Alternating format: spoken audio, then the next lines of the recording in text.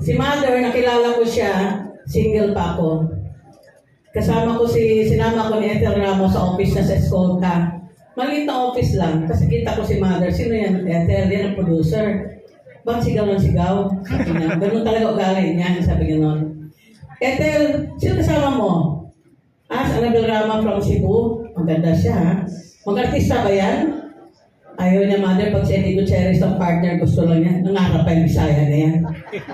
Mag-bold na lang siya. Siya romantic pala, sabi ng Ethel. Pwede ka pa mag-bold, ay? Pag si Eddie Gutierrez ang partner ko, lahat ng klaseng bold gagawin ko. Alam mo, sabi ni mother, yung Bisaya, ambisyosa, ha? Hindi nga umarte, pangit siya. Sabi, alis na tayo, Ethel, pangit pala ako. Doon ko siya na-meet si mother sa office niya. After that, marami nang nangyari sa buhay ko hanggang nag-anak ko kay Eddie Gutierrez, ganyan. Pumunta na ako ng Amerika. Pagbalik ko, andyan na sila Rufa, sila Kambal. Ako, hindi ako, legal baby, mga anak ko lang.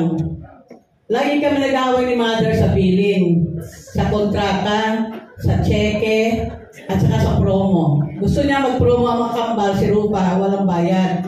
Kung mother, hindi pwede magtrabaho ang mga anak ko, walang bayad. Ang arte-arte Bisaya nito. May galing si mother pag talikod mo, pagkarang mo, pupuriin ka. Pag talikod mo, sisiraan ka. Ay alam mo na yung galing ni mother, inintindihan ko na siya. Sabi ng Annabel, sabi ni mother, mukha ka raw pera. Ayaw mo raw pumayag na mag-promo. Hindi pwede magtrabaho mga anak ko walang bayan. Kay promo yan daily. Libre pang damit. O ibigyan mo lang kay Bisaya lahat ang gusto niya, basta mag-promo anak niya. Okay na kami. Contract nila Richard, 5 years. Si Rupa, 5 years. Sabi ko, mother, tagal-tagal, wala bang down payment si Rupa? Hindi po niya mag-down payment. Hindi pa sa sikat, no? Ka-officer lang niya. Huwag mo na ikukontrata. O sige, anong gusto niya? Kotse, mother. O bigay ng kotse. O, perma ka ng 5 years. Sa kontrata, di kayo magkasundo. 3 araw yan, pabalik-balik ako sa kanya. O bigyan ka ng positive check. 1 year. Sabi ko, huwag naman, mother, wala matanggap ng dealer na 1 year ng cheque. I-cash mo na yung down payment ni Rufa, mother. Sus, grabe pala itong Bisaya nito. Mukhang pera talaga. Ano sabi mo, mother? Wala. Maganda anak mo. Sikat na siya. Pag mo sa legal. Okay, sabi ko naman. Hanggang hindi ka magkasundo ni mother, lagi ka nag-away. Alam na ng buong showbiz yan. Away-bati kami ni mother. Kasi hindi ko maintindihan ang ugali niya. Hindi rin maintindihan ang ugali ko kasi Bisaya nga. Minsan, hindi ko maintindihan ang Tagalog niya. Hindi rin ako maintindihan sa pagka-Bisaya ko.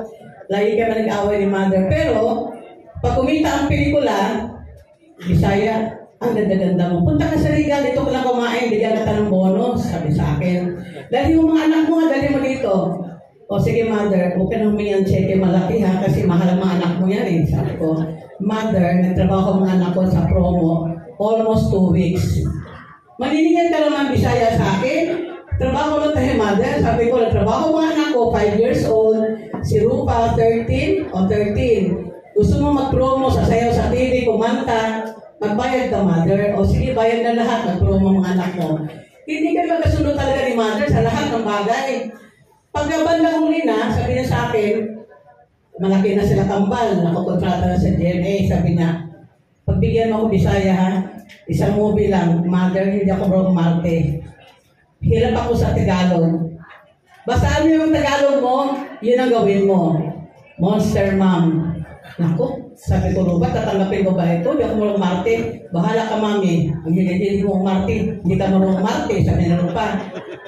Mag-down payment ka sa akin, mother, ha? Magkano ang charge mo sa akin? 1.5. Ano? Mahal-mahal mo, Bisaya ka? Hindi ka marunong Marte. Hindi ka pa naman sikat. 1.5. Huwag mo na akong kunin. Basta yun ang rate ko. O, sabi naman niya kay Anet, tayo dalawa, kay Bisaya. Okay na. Mag-promo ka Bisaya ha, bayad na naman. Lagi ka nag-away ni mother sa billing, sa bayad, sa cheque, sa lahat.